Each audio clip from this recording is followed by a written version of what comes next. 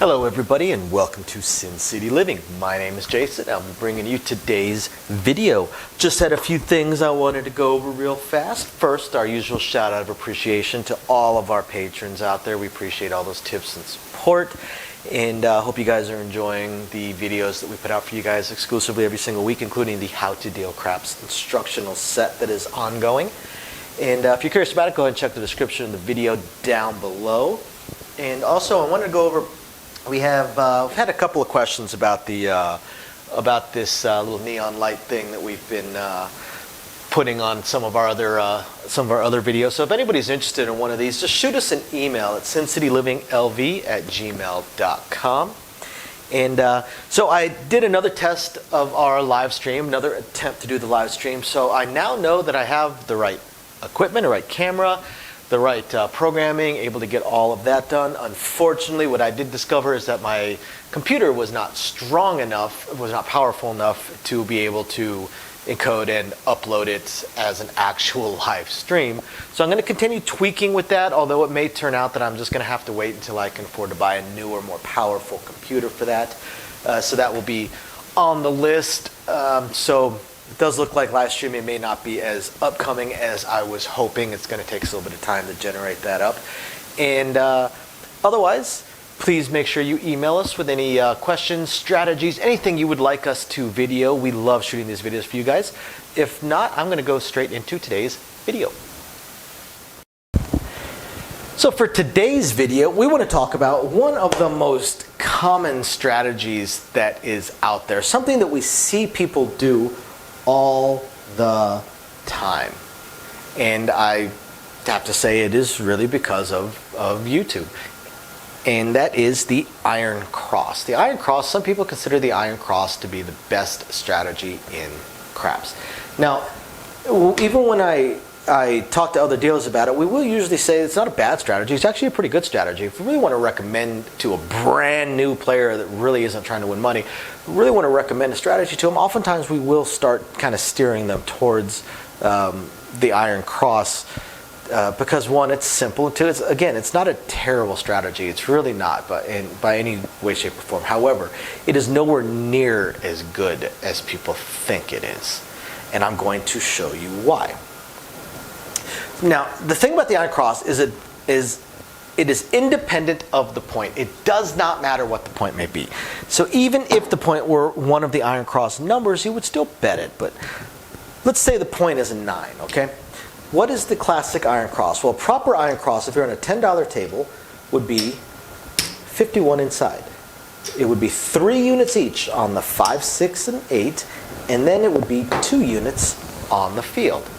Okay, the minimum, table minimum on the field, and then you have to have at least one more unit than that up here. Now, even if the point were like a 6 or an 8, you would still bet these numbers. You would bet it, you would just say, I want the 5, 6, 8, or however you want to put it, inside no 9, whatever it would be. You're going to include the point.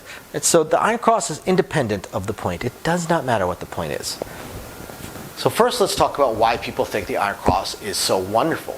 The thing that people think is so amazing about the iron cross is the fact that they get paid on every single roll that is not a 7. Every single number rolled that is not a 7, they will get paid. If it happens to be a 5, 6, or 8, their field is going to lose, but they're going to win $21 here. So they'll replace their field and they'll collect $11.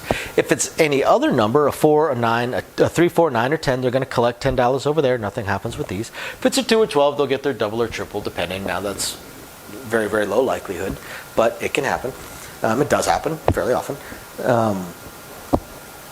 So that is the iron cross, and that is why some people swear by it and think it is the greatest strategy in the history of craps.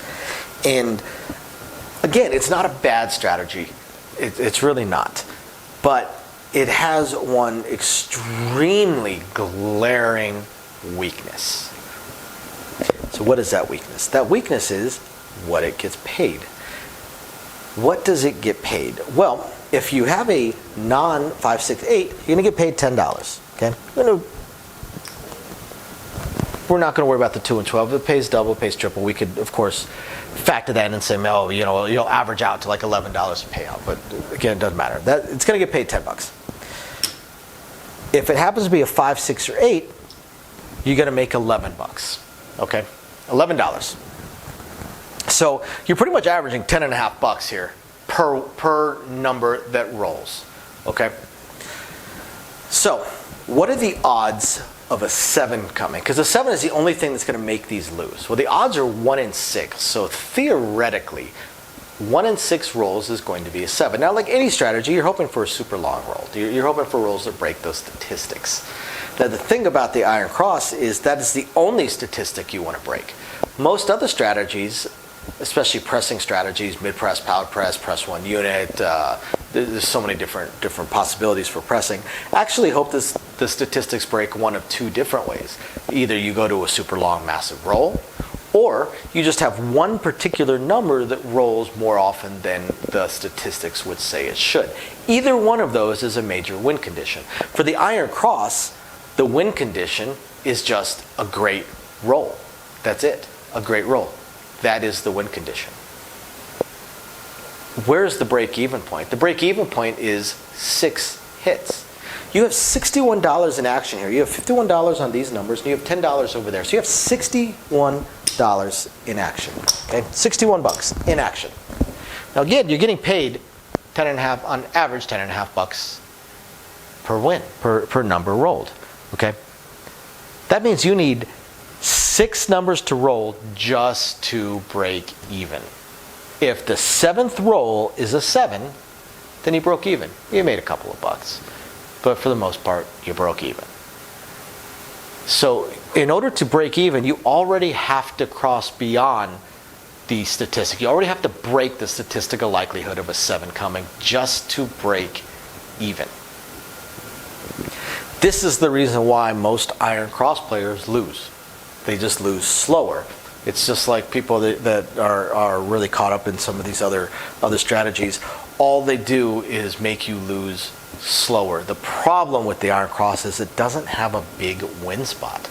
You catch a roll of, say, I don't know, you catch a 40-minute roll. Say you got 35, 40 rolls of the dice before a 7 comes.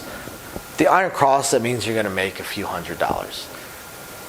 With the, say, the mid press, you're going to make probably well over 1,000. Power press, you may or may not break even, but if you've crossed the break even mark, then you've probably made over 1,000 also. And that's just at a 30 to 40-minute roll. So the Iron Cross requires you to at least break the statistics just to break even. That's why in a lot of ways, even a regression strategy is better than the Iron Cross, because you'll break even a lot faster, a lot sooner. And then you can actually start making profit. With the Iron Cross, you cannot start making profit until you hit the 7th roll of the dice that does not have a 7. That doesn't happen as often as people would like it to, because again, statistically, it's going to come in the first 6. First 6 rolls is going to be a 7. Now, what makes it even worse? Again, you have $61 in action, okay? Well, what if the previous shooter managed to have a pretty decent roll? They managed to have 4 rolls of the dice before a 7. Right? That means you got paid on average $40-something. So you came out of that one already in the hole almost $20. Let's say the shooter prior to that you were playing the Iron Cross on managed, say, even better roll, managed 5 rolls of the dice before there was a 7. Well, you still lost a little bit of money when you lost your $61 that were in action. Now let's say the shooter before that managed 2 rolls before a 7 came. Well, then that means you lost about $40. See what I'm saying? I don't know if you guys are noticing where I'm getting with this, but you catch 4 or 5 shooters that just do average things. They have a 7 come within the first 6 rolls. And you were just adding more to the 61, to the number of hits required just to break even. That's why the Iron Cross is so weak. It does not have a really strong win spot. It does not have a spot that's going to make up these big losses in 1 or 2 hits. Doesn't bring you back even for not just your 61, but all your prior losses. The longer you play the Iron Cross, unless you get lucky and catch that 20, 30, 40-minute roll at the very beginning of your gambling, the longer you play the Iron Cross, the deeper of a hole you find yourself in, and the harder it is to dig out of it without shifting strategies. That's why I see a lot of Iron Cross players, if they don't catch that monster roll in the first few rolls, in the first few shooters, they end up switching strategies because they realize how far back they are and how little they are making every single time. So that is why the Iron Cross is nowhere near as strong as a lot of people think it is. I hope you guys find this interesting, enlightening, illuminating, or at least just plain fun. We will catch you guys next time. Thanks for watching. Bye now. Okay guys, so as I promised at the end of the videos, I'm going to talk a little bit more about the live stream and how it's going to work. So the first thing is, if you're interested in being one of the players for our craps tournaments, which is we're going to have every single week, please email us at sincitylivinglv@gmail.com. I need the email addresses and want to know who is interested so that we can get it set up and we can select it. I'm going to have the first round is going to be 16 players. There'll be 4 players per week. The 5th week is going to be the 4 champions from the previous weeks to get an ultimate champion. I haven't decided yet what the prize will be. Maybe I'll see if I can pick up another one of these lights. But we'll have some sort of prize for our champion. So please, if you're interested, email us. I want to pick the first 8 players, the first 2 weeks worth of players, so that we'll have the first 4 ready for the first week, and the other 4 will be kind of backup, just in case somebody has connection issues or something comes up and they're not able to play that week. Then I've got the other players on standby, so I can just bump one of them up and maybe shift the first person down or something along those lines. The main tournament is going to be Thursdays at 6 o'clock my time, Las Vegas time, 6 p.m. Las Vegas time. And it's the way it's going to work is it's going to be a time thing. I'm going to do the live stream for an hour. I'm going to do the game for an hour, rather. And it might work out to about 30 rolls, might work out to about 40 rolls. I'm not too sure. We'll see how it goes. But it's going to be time. It's going to be an hour.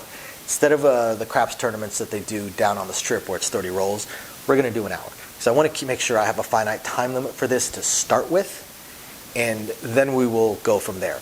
I'm going to find a way, either a Discord or a Zoom or a private chat room, some way for the players to be logged into something where I can communicate with them on my second computer so that they can tell me what their bets are, what they want to bet, what they want to press when something hits, without me having to scroll through the full chat of the live stream itself. I'm not going to be able to keep an eye on that, and if we have enough people watching and chatting, it could be difficult to keep an eye.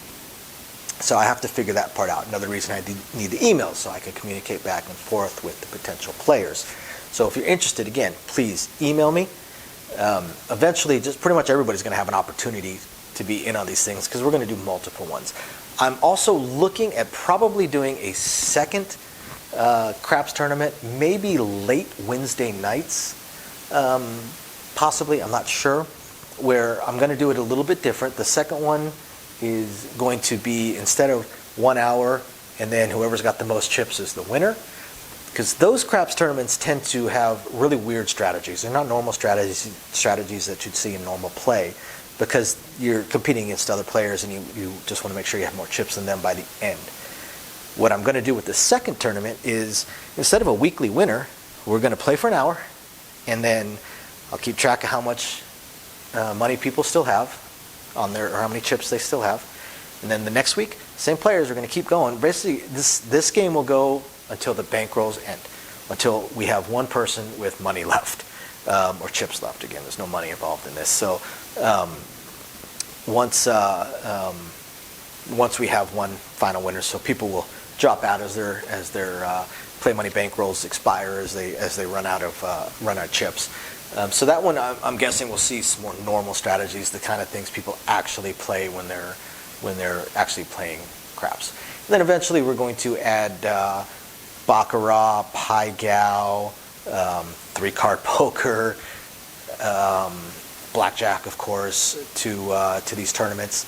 Whatever we can, to these live streams and live stream tournaments, whatever we can, when we can, as best we can. We're going to have to figure it out as we go. We have a lot of time constraints between me working full-time plus a child. But we're going to do the best we can. We're very, very excited to have this going, and we also will try and pick a day or time where I can do a patron exclusive tournament or two. We'll see. We'll see how many of our patrons are interested, and see if we can't get that going as well, where it's only on the patron site. So definitely stay tuned, guys. Please, if you're interested in playing in one of the tournaments or partaking in our live streams, aside from just the chat, obviously it's a live stream, please watch, chat with us, let us know how it's going or what you think, and otherwise, please, again, email us, sincitylivinglv@gmail.com. Otherwise, I hope you guys are enjoying the videos. Any suggestions, please hit us up. Thank you guys very, very much. We appreciate every single one of you guys, and we will catch you guys next time. Bye now.